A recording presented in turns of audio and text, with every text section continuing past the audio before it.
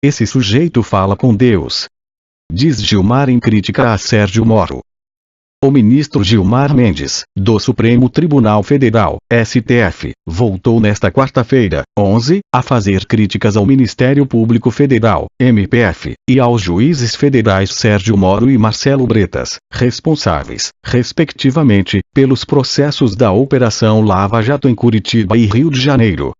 Na sessão do STF que analisa um habeas corpus do ex-ministro Antônio Palocci, preso desde setembro de 2016 na Lava Jato, o ministro citou o que classifica como arbítrio de Moro e Bretas e atacou as prisões preventivas determinadas pelo magistrado paranaense. Na verdade, nós transformamos as prisões provisórias do Dr. Moro em prisão definitivas. Esse é o resultado nesses casos. Então é melhor suprimir a Constituição. Já que tem o Código Penal de Curitiba, que se crie da Constituição de Curitiba. É isso que nós estamos fazendo.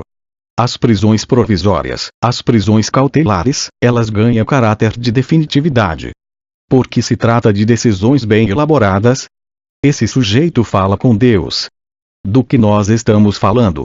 Ou nós estamos fazendo populismo judicial? Atacou o ministro, em uma parte ao voto de Marco Aurélio Melo. Gilmar Mendes ainda disse que as prisões provisórias, se não puderem ser revistas, elas se tornam definitivas, e aí nem precisa esperar o segundo grau, já basta a queda da caneta na prisão provisória, não precisa esperar sentença. É essa a consequência da decisão que estamos tomando. As declarações de Gilmar foram dadas diante da provável repetição do placar de 6-5 para negar o habeas corpus, que já havia ocorrido no Supremo na semana passada, em análise de pedido semelhante pelo ex-presidente Luiz Inácio Lula da Silva. Com o empate que se desenha neste momento, de 5 votos a favor do habeas corpus e 5 contrários, o voto de Minerva deve ser dado, novamente, pela presidente do STF, ministra Carmen Lúcia. Em outro à parte, desta vez ao voto do ministro Ricardo Lewandowski, Gilmar Mendes já havia feito críticas aos procuradores e aos juízes da Lava Jato, que ele considera excessivamente empoderados. O que se quer é criar um estado policial, empoderar gente que já está totalmente empoderada. Indagou Gilmar, para quem o Supremo, ao negar o habeas corpus de Palocci pelo motivo alegado, estaria sendo cúmplice de grandes patifarias que estão a ocorrer.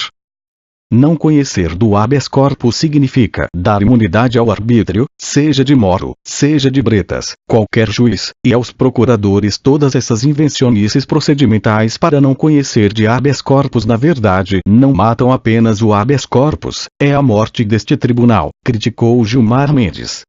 Ainda conforme o ministro, o habeas corpus é a matriz do processo constitucional brasileiro.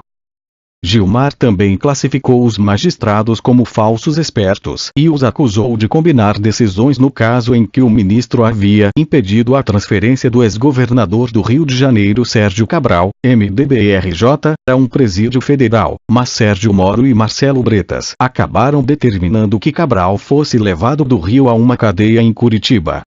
Combinam processos para revogar decisões nossas, porque estão bafejados pela opinião publicada, são os falsos espertos, disse. As espertezas fazem mal ao Estado de Direito, as espertezas são boas para Neymar, Cristiano Ronaldo, no futebol, não no Estado de Direito, continuou. Deputados e vereadores mudam nome político após prisão de Lula. Começou como uma manifestação dos petistas em apoio ao ex-presidente Luiz Inácio Lula da Silva, preso desde o último sábado, 7, e em poucos dias as mudanças nos nomes nos painéis de votação também foram adotadas por adversários do presidenciável.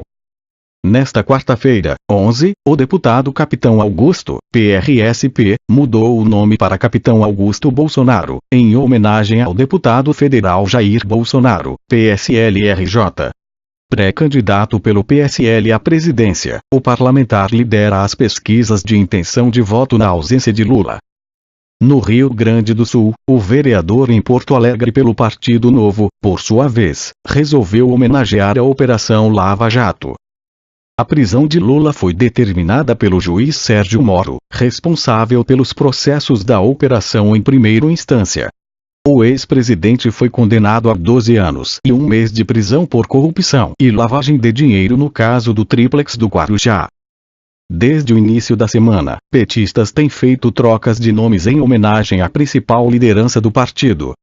O líder da bancada na Câmara, deputado Paulo Pimenta, pediu a mudança na segunda-feira, 9. Já a presidente da sigla, senadora Gleisi Hoffmann, fez a alteração nesta terça-feira, 10. A troca também foi feita por vereadores do PT em São Paulo, como Antônio Donato e Alessandro Guedes. A atitude dos parlamentares despertou um momento de nostalgia no Twitter. Obstrução. Com o ex-presidente preso, petistas e aliados de partidos como PSOL e PCdoB têm participado de manifestações contra a prisão de Lula. Na Câmara, a oposição resolveu fazer obstrução às votações e tem se alternado em discursos a favor do petista. Nesta quarta-feira, 11, a Comissão de Direitos Humanos do Senado aprovou a realização de uma diligência na carceragem da Polícia Federal de Curitiba, PR, para verificar as instalações. Aliados do ex-presidente têm criticado a dificuldade de comunicação. Governadores foram impedidos de visitar o petista. No despacho, a juíza federal substituta Carolina Moura Lebos afirmou que não havia fundamento para a flexibilização do regime geral de visitas próprio à carceragem da Polícia Federal. A Lei de Execução Penal prevê visita do cônjuge, da companheira, de parentes e amigos em dias determinados. De acordo com a Polícia Federal, até 4 parentes de primeiro e segundo graus podem fazer visitas às quartas-feiras, em um período pela manhã e outro à tarde. Para o governador do Maranhão, Flávio Dino, PCdoB, um dos integrantes da comitiva, a Justiça Federal descumpriu a Lei de Execução Penal. Ele classificou o impedimento da visita como arbitrário. No dia anterior, Moro havia determinado que Lula não deveria ter nenhum privilégio quanto a visitas, aplicando-se o regime geral de visitas da carceragem da Polícia Federal.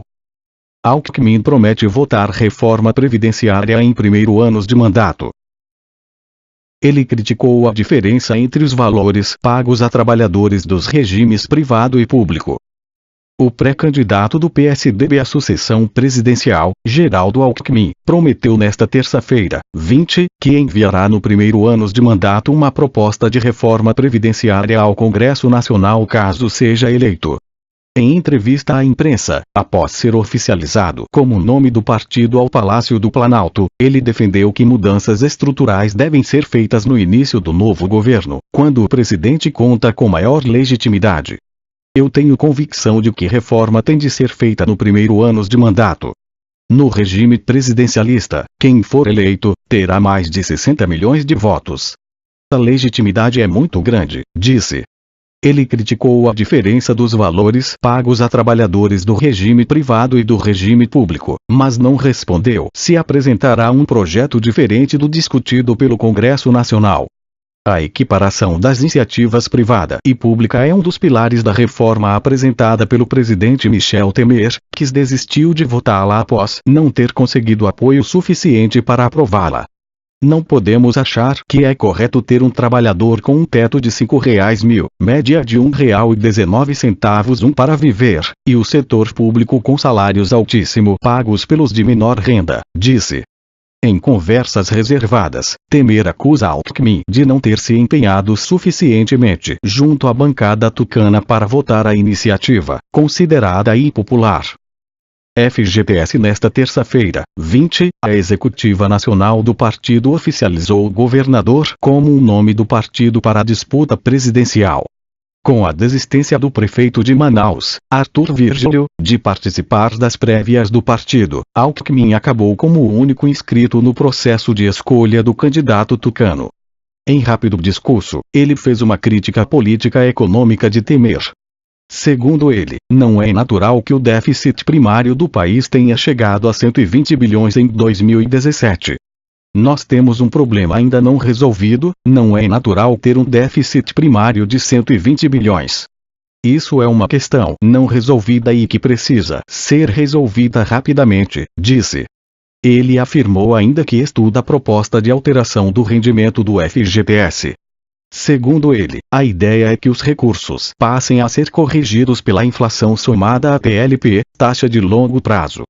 Hoje, o FGTS é valorizado por uma taxa de 3% somada ao TR, taxa referencial.